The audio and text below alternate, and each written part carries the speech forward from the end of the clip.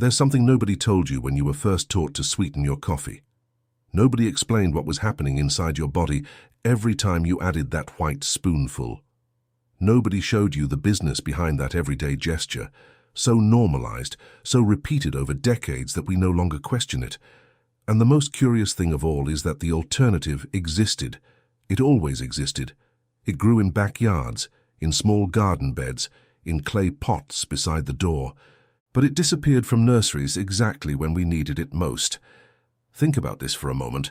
An average Latin American family consumes between 3 and 5 kilos of refined sugar per month. In a year, that's between 36 and 60 kilos. Over 20 years, we're talking about between 720 and 1,200 kilos of pure sucrose passing through that body. Every gram raising blood glucose, every spoonful demanding an insulin response, and you paying for every kilo every month without fail, without exception, as if there were no other way to sweeten life. There is a plant that the Guarani people used centuries before industrial sugar arrived on this continent, a plant that sweetens without raising glucose, without relevant calories, without insulin spikes. That produces leaves practically year-round in tropical and subtropical climates. That doesn't need replanting every season. That grows in a pot on your balcony, in a small garden bed in any sunny corner. And that commercial nursery stopped offering decades ago because it wasn't in their interest for you to grow it yourself. I'm going to reveal its name, and I'm going to tell you why it almost disappeared from our backyards. But first you need to understand how we got here, because if I just give you the name without that context, you'll think it's a new trend, a health store product, something complicated and expensive. It's not. It's an ancestral plant from Paraguay that our grandparents knew and that we forgot because someone calculated it was more profitable for us to forget it. If you're over 50, you probably remember a time when not everything was sweetened with bagged sugar. You probably remember infusions made with leaves, homemade syrups, preparations that didn't come from a factory. It doesn't matter if you live in a small apartment today or if you've never grown anything in your life. What matters is that you still have time to reclaim something that belongs to you by right, by heritage, by geography. And if you stay until the end of what I'm about to tell you, you'll know exactly how to grow this plant, how to use it, and why it sweetens your coffee without costing your health anything afterward. If this kind of ancestral knowledge is what you're looking for, subscribe now. Every week I share plants and techniques the system would prefer you didn't know. Now let me tell you how the business that convinced us white sugar was inevitable actually works. Refined sugar is almost pure sucrose. It reaches your blood fast, very fast. Within minutes of consuming it, your pancreas reacts by producing insulin to bring down that glucose that spiked suddenly. That spike, repeated 3, 4, 5 times a day for years, leaves its mark. The body starts needing more insulin to achieve the same effect. Something that doctors call insulin resistance gradually sets in, and in Latin America, it affects a growing proportion of people over 50. Type 2 diabetes, obesity, fatty liver, all of it is directly related to that cycle that started with a spoonful of sugar in the morning coffee. And who benefits from that? The sugar industry, which has been consolidated on this continent for more than a century. The laboratories that sell medications to treat what sugar helped cause. And commercial nurseries, which prefer to sell ornamental plants that produce nothing edible, or annual plants that die after a year, and force you to come back and buy again. A perennial plant on your balcony that sweetens your daily infusion for years is, in commercial terms, a lost customer, on multiple fronts simultaneously. That's why you don't easily find it in large nursery chains. That's why nobody offers it to you. That's why if you ask at a modern garden center, they'll probably look at you as if you asked something strange. There's something that bothers me when I think about this, I'll tell you honestly. It's not a conspiracy, it's a business model. The same logic that makes nurseries not sell fruit trees that last 20 years is what made this plant disappear from their catalogs. If people grow their own perennial sweetener, they stop buying. And stopping buying is not part of the plan. What happened is that the Latin American sugar industry understood something simple a long time ago. Dependence is built through habit. If from childhood you learn that sweetness comes from a bag, you never ask if it could come from your own backyard. If your mother used sugar and your mother's mother too, and in the store you never saw another option, the dependence becomes invisible, natural, inevitable. And meanwhile, that plant kept growing in some forgotten backyards in Paraguay, northern Argentina, Colombia, Mexico, waiting for someone to remember it. In the material I prepared, which you'll find in the description, I gather the ancestral sweetener plants of Latin America that you can still grow today, with detailed instructions for each climate. If you want to go beyond what I share here, that's the place. But let's return to the thread, because what I'm about to tell you next is the exact moment I understood that this plant didn't disappear on its own. Modern nurseries have a clear logic: sell what turns over quickly and what the customer needs to replace. A plant that lives 3 to 5 years in the same spot, that can be propagated from cuttings at no cost, that requires no special products, that anyone can maintain with water and a trim every 2 months, is the worst possible business for a commercial nursery. It generates no repeat purchase, no dependence, no repeat visits. And if that plant also replaces a product you buy month after month at the supermarket, then the problem multiplies. The food distribution system needs products that expire, that run out, that force the consumer to return.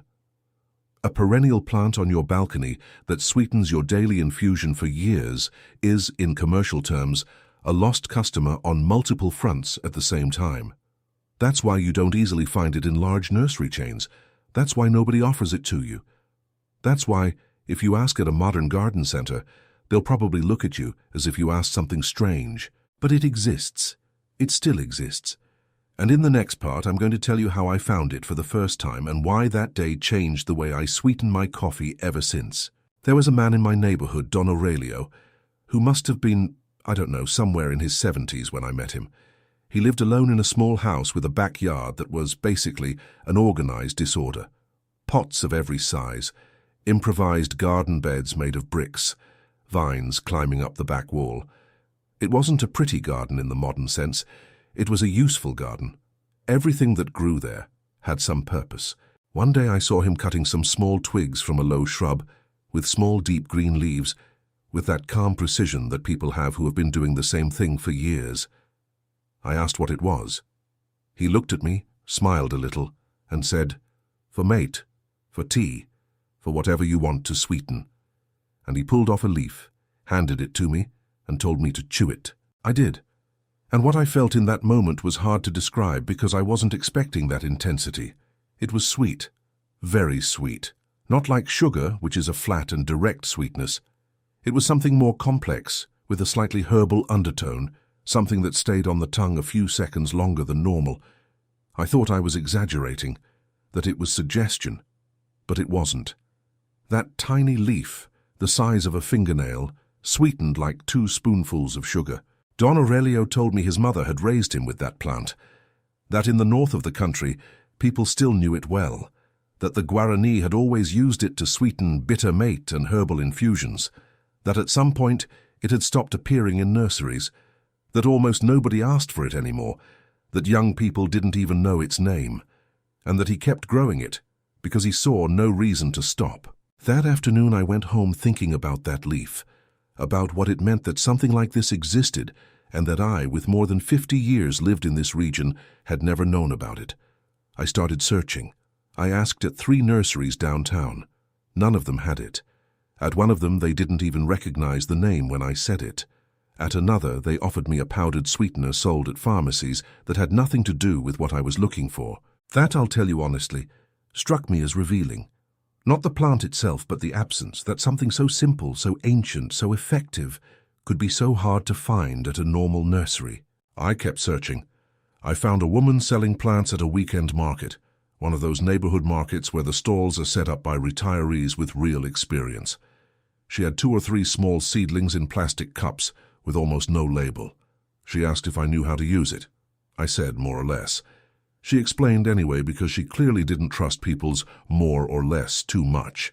I took 2 seedlings home, put them in medium pots on the balcony, and from that moment I never bought a packet of sweetener or sugar for my infusions again.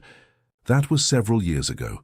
The same shrubs are still there, renewed with regular pruning, fuller than at the beginning. I never replanted them from scratch. I just cut them, stimulated them, and they kept producing.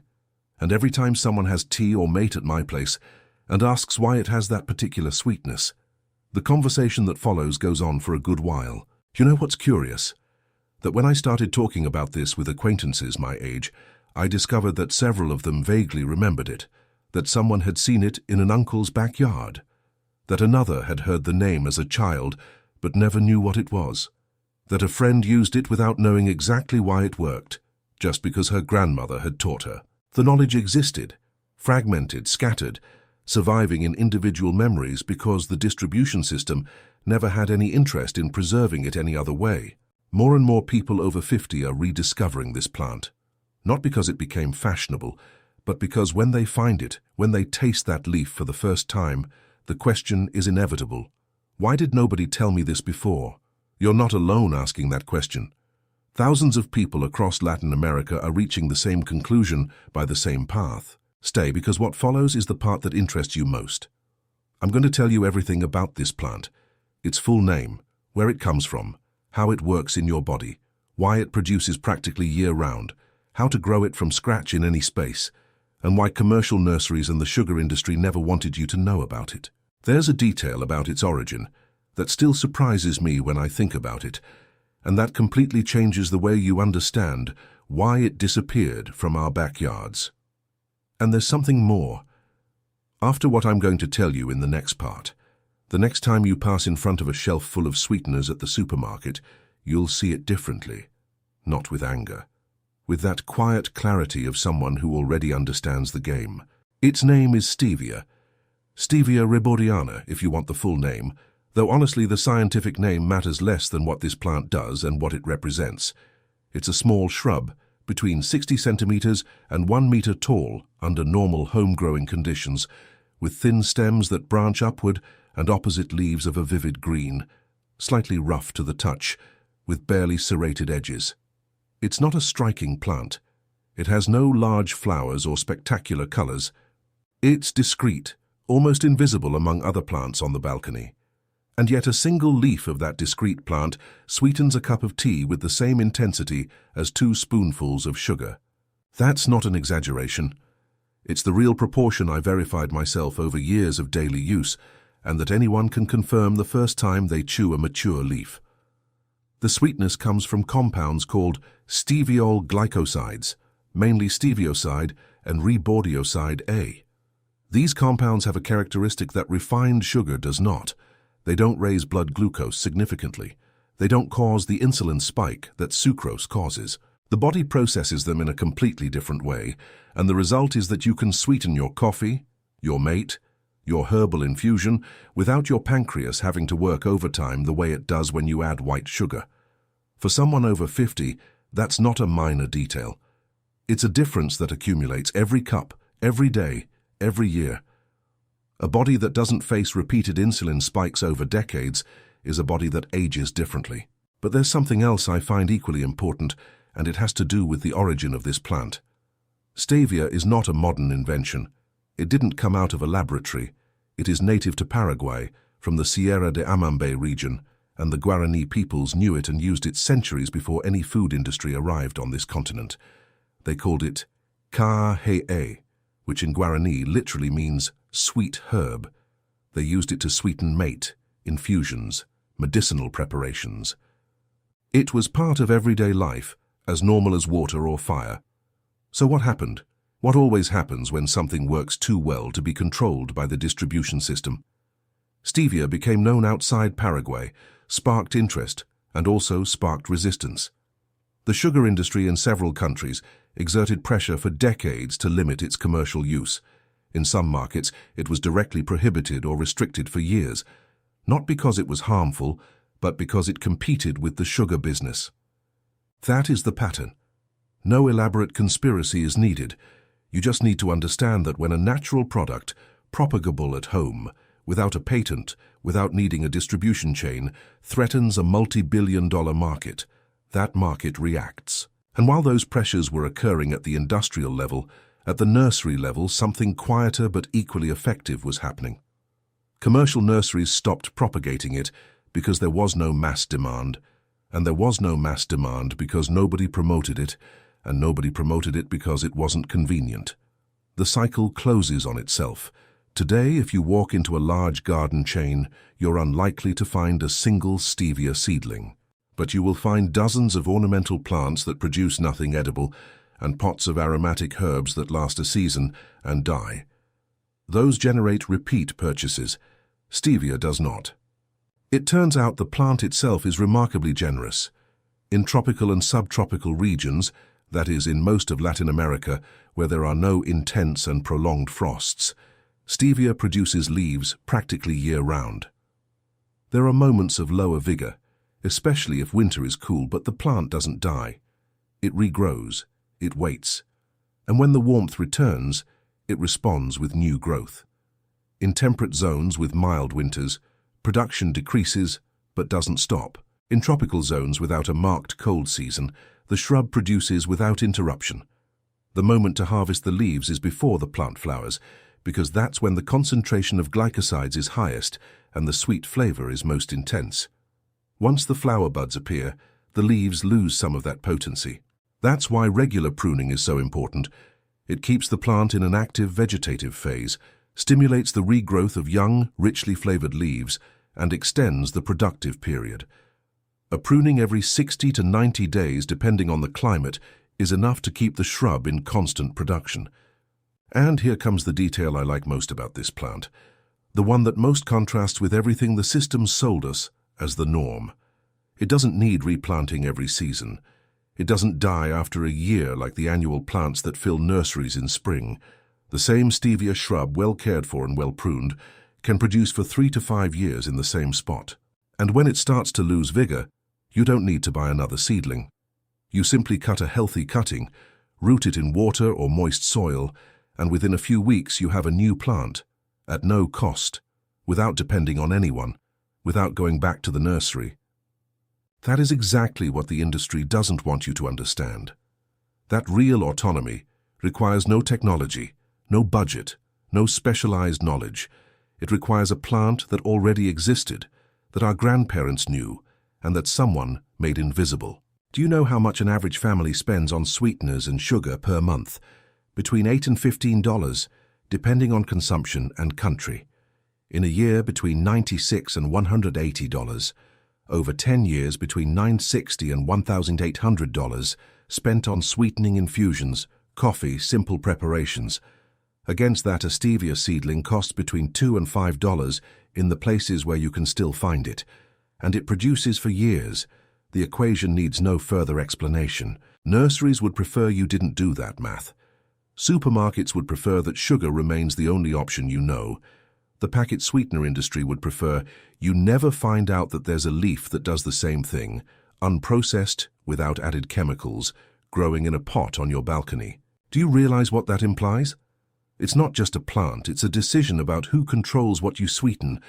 Every leaf you harvest from your own stevia is a spoonful of sugar you don't buy, a packet of sweetener you don't need, one less kilo the system sells you that month. There are people over 50 throughout Latin America who have already made that decision, who have a small shrub on the balcony, or in a pot by the window, or in a garden bed beside the door, who sweeten their morning mate with a fresh leaf, who dried leaves in the sun and keep them in a glass jar to use during the week. It's not an elite practice. It requires nothing you don't have. It's simply reclaiming what already existed and that we stopped growing because someone convinced us that buying it was easier. In the material I prepared, which you'll find in the description, there is a complete guide to growing stevia and other ancestral sweetener plants of Latin America, with specific instructions for different climates and spaces. If you want to have everything organized in one place, that's where it is. But what follows here is the most practical part. Exactly how to grow it, how to harvest it, how to use it, and what to do when the shrub starts to age. No detours, no unnecessary steps. Growing stevia requires no prior experience, no large garden or special tools. It requires a space with sun, a pot or small garden bed, and understanding 3 or 4 basic principles that, once you know them, become completely natural. The first is space. Stevia grows well in pots of between 20 and 30 liters, which is a medium-sized container, perfectly manageable on a balcony, a terrace, or beside a window with good light. If you have a garden bed in the yard, even better. The roots spread more freely and the plant grows more vigorously. But you don't need a lot of soil. I've seen stevia shrubs producing for years in spaces no larger than half a square meter. The second is sun. This plant needs between 6 and 8 hours of direct light per day to produce leaves with a good sweetness concentration. In places with less light, the plant survives but produces less and the leaves are less potent. If your balcony gets morning or afternoon sun, it's enough. If it gets sun all day, even better. The third is soil. Stevia does not tolerate waterlogging. It needs well-drained, loose soil that doesn't retain excess water. A simple mix of regular soil with a little coarse sand or perlite is enough to ensure that drainage. If the roots sit in standing water, the plant deteriorates quickly. That's the most common mistake made by those who grow it for the first time and lose it without understanding why.